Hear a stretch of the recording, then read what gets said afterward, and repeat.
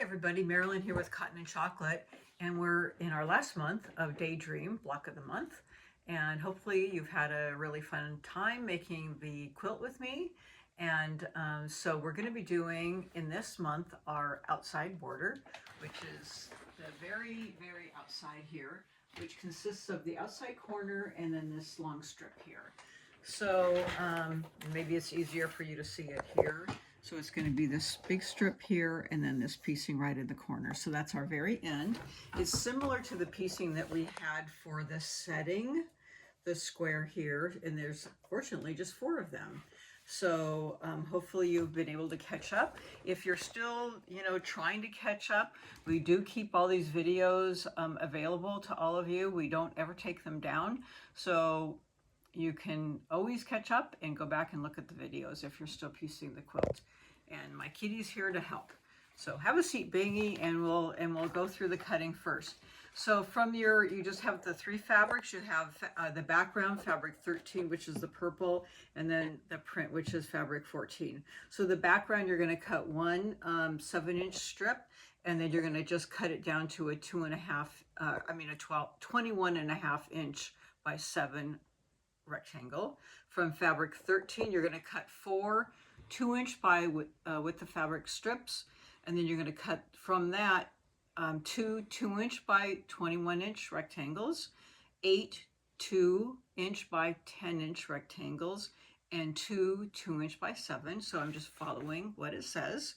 And then from fabric 14, the print, you need 1 9-inch by width of fabric, and you're going to subcut 1 7-inch square from that. And from the remainder of that, you're going to cut 2 4.5-inch strips, and then subcut those into 1 4.5 by 13.5-inch rectangle and 4 4.5 by 9.5-inch rectangles.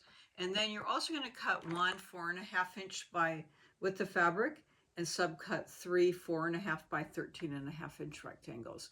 That's all you're cutting. And you'll just follow along. We haven't made any changes. So now you're piecing. You're going to make 3 of these strips, just like we made a bunch of those last time for our, our sashing. So you just need 3 of these, which is your background and your fabric 13.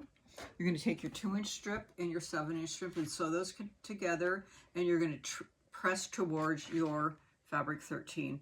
And I already did that, so I've cut off, I've made 1 of these right here, press towards the 13, okay, and I've cut into that. Okay, make 1 of them, and then you're going to cut 3 7-inch segments, and then you're going to make 3 of these squares.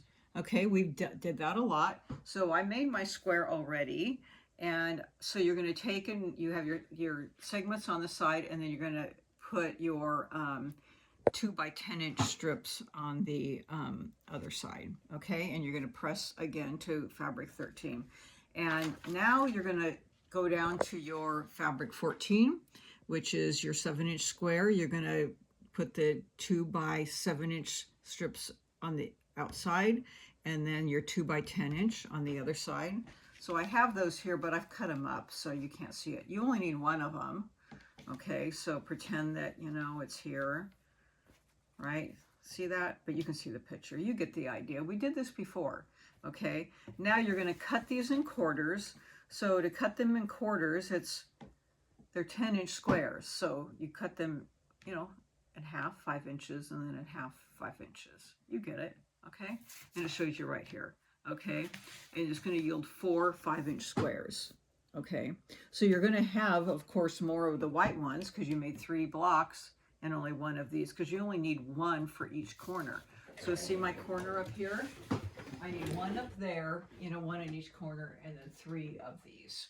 So this is what your block's going to look like.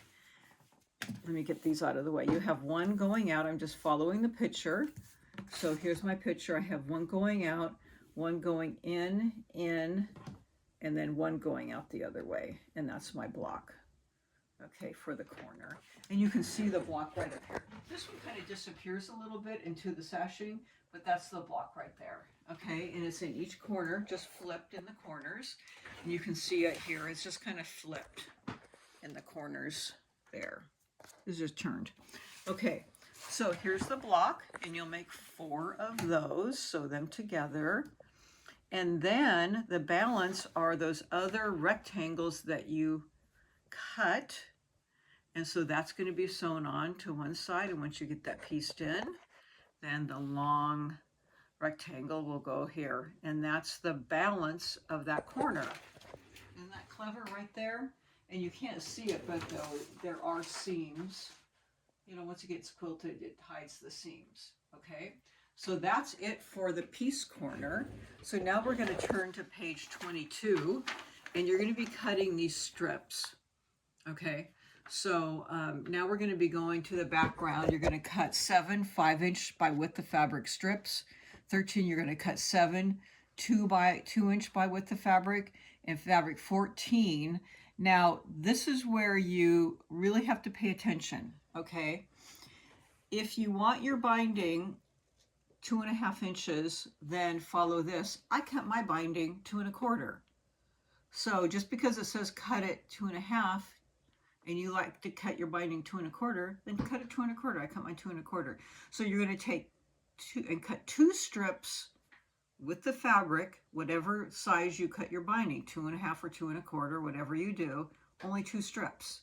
And you're going to say 2 strips, but it's going to take more, of course. You have to follow the next set.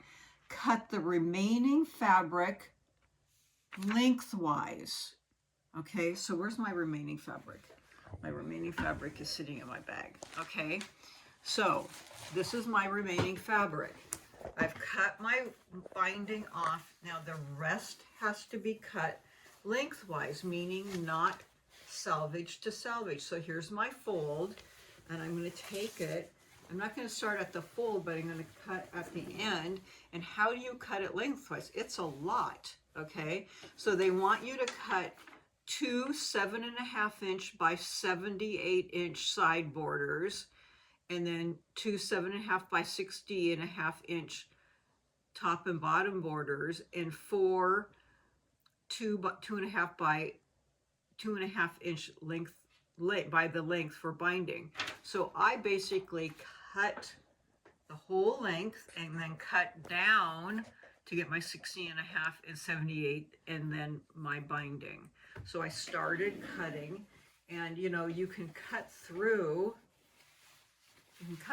4 layers, because typically you usually do that when you're cutting. When I'm cutting my strips, I fold up and get 4 layers. So I did fold this up to cut my length, and you know, it is kind of a little bit of room that you need, and sometimes you have to move it, but I lay it out on my table, and I start out where the salvage is, and I do cut off the salvage, or I start a little bit in. And yes, you need to have a bigger ruler, or I use my square up ruler or whatever you have, and you have to measure in 7.5 inches. So I'll start a little bit in so that I don't start at the edge where my salvage is, but you know, whatever length that you have, I have a wider ruler.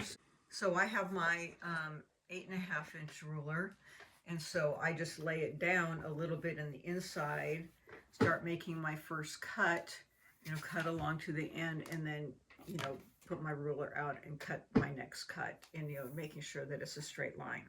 And then I'll flip it and cut off that clean edge, and then I'll follow what, you know, whatever I need in terms of my cuts, and then I'll cut my binding last off the folded edge.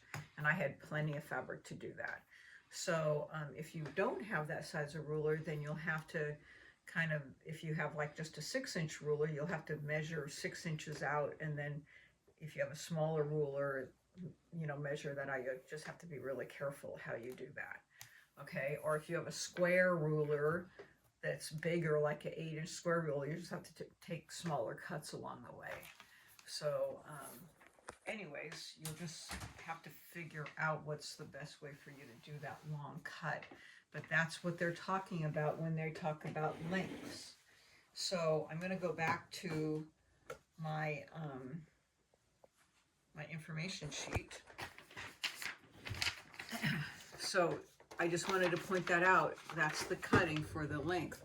Now what they have you do is they're going to have you sew the background strips together end to end to, because they're having your background strips do strips, not length. So you have to do those end to end and then trim to yield two 60.5-inch lengths and two 78.5-inch lengths. So you have that.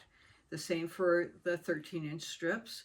And then here you're going to sew those together and then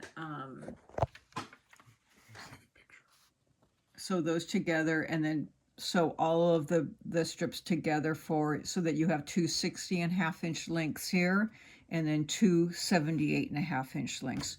You need those for the top and bottom, and then the 78.5-inch for the length.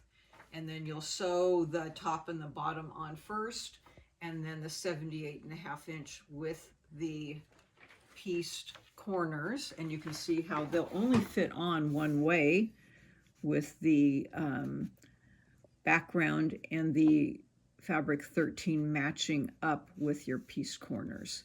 And then you'll put those on the side, and that's how the strips will fit together. Okay, and it's very well explained on the information here, and I found it pretty easy to put the strips on, and it did fit exactly if your borders and your sashing went on exactly, which they should have, because you cut the sashing perfectly, so those went on perfectly. And then you already have your binding cut. If you want it to match this one, it will be cut to match that, so then you'll be able to put your binding on after you have your quilt quilted. And voila, you're all done. So enjoy it, and it was kind of a nice, unique way to put the final border on, and I thought it was pretty cool. And you're all finished with your quilt. Thank you very much for joining us. Next year. And yes, we have our next year's quilt, and it's called Stormy Seas, and we're really excited about it. And so if you like quilting with me, which hopefully you did, and we have a very exciting quilt coming up. We have a lot of information on the website about it and a picture of it on the website. And we also have the live quilt at the shop, which of course looks really different, I think a lot better in person.